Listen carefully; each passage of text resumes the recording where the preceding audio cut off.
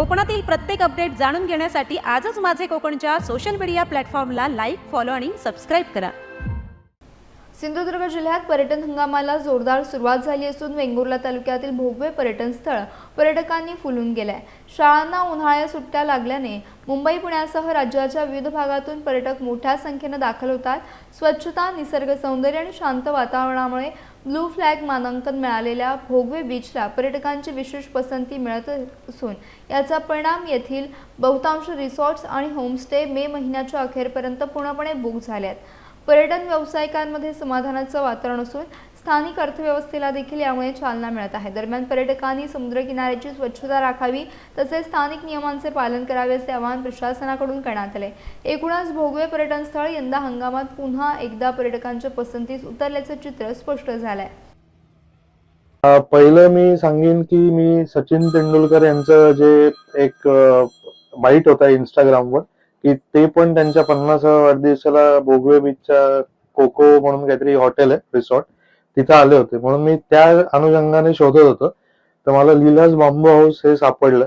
अतिशय सुंदर जागा आहे, भरपूर आंब्याची बाग आहे मोठी, आंबे पण खाल्ले, आमरस पण खाल्ला, नंतर फणस वगैरे, केळी फुलाची भाजी, अशा अनेक आपला जो रानमेवा म्हणतो आपण, जसं कोकणातले वेगवेगळे पदार्थ आहेत, घावण खाल्ले, आंबोळी खाल्ल्या, अतिशय सुंदर रुचकर जेवण आहे. त्याच्यानंतर ह्या प्लेस पासून अजून खूप चांगले देवळं आहेत जी बघू शकता तुम्ही, जसं की भगवती मंदिर आहे, नंतर वेताळ आहे, वेतोबांचं देवळ आहे, नंतर लक्ष्मीनारायणाचं आहे वालावलच्या इथं, वेंगुर्ल्याचं लाईट हाऊस आहे. तसं भरपूर आम्ही फिरून आलेलो आहे. आता 3-4 दिवस आहे आणि सगळ्यात आवडती गोष्ट म्हणजे गजबजाट नाही, फॅमिलीसाठी अतिशय सेफ जागा आहे, मुलं वगैरे पण राहू शकतात, प्रायव्हेट बीच आहे त्यामुळं थोडी फॅमिली फ्रीली वावर करू शकतात आणि शांतता आणि वेल मेंटेन क्राऊड आहे त्यामुळं राहायला इथं खूप छान मजा येते असं आम्हाला वाटतं आणि अवश्य भेट द्यावी. आम्ही आता 3 दिवस झाले राहतोय इकडे.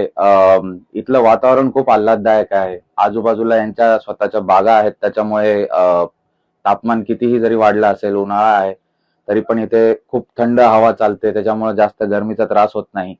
रिसॉर्टच्या इथून एक अर्धा टेकडीचा अंतर तुम्ही जर पार करून पुढे गेले चालत तर तुम्हाला सरळ प्रायव्हेट बीचचा ऍक्सेस आहे, त्याच्यामुळे इथे अजून मजा येते. बाकीचे जास्त लोक बीचवर नसल्यामुळे तुम्हाला पाण्यात खेळायला मजा येते. पाणी खूप स्वच्छ आहे त्याच्यामुळे तो पण प्रॉब्लेम नाही, तुम्हाला खूप मजा येईल इकडे आल्यानंतर. इथून एक सुंदर असा व्ह्यू पण मिळतो जिथे नदी, कार्ली नदी आणि समुद्राचा संगम आहे, त्याच्यामुळे तुम्ही जर तारकर्ली आणि देवबागच्या पुढे आलात तर जो एंड आहे त्याचा तो इथून खूप छान दिसतो. आणि जेवायला खूप उत्तम सोय आहे, चविष्ट जेवण आहे, व्हेज असेल, नॉनव्हेज असेल, मासे वगैरे खूप चांगले ऑप्शन्स आहेत त्यांच्याकडे, त्याच्यामुळे ते तुम्ही खूप एन्जॉय करू शकता.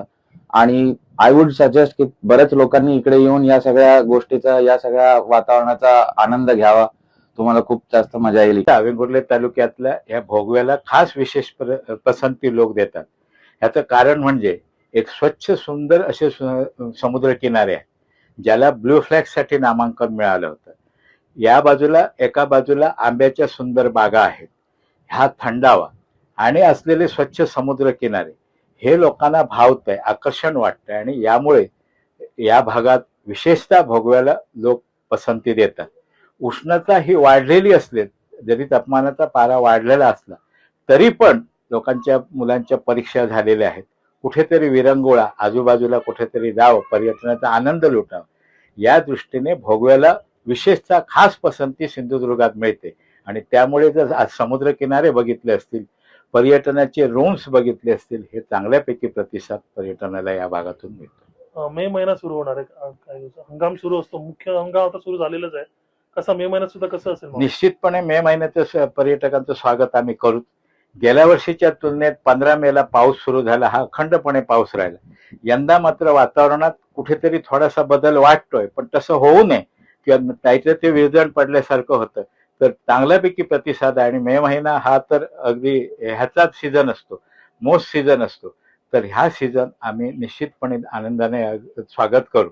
येणाऱ्या पर्यटकांना निश्चितपणे सुखावं, हा त्यांचा प्रवास होईल, आनंद मिळेल यासाठी प्रयत्न करू.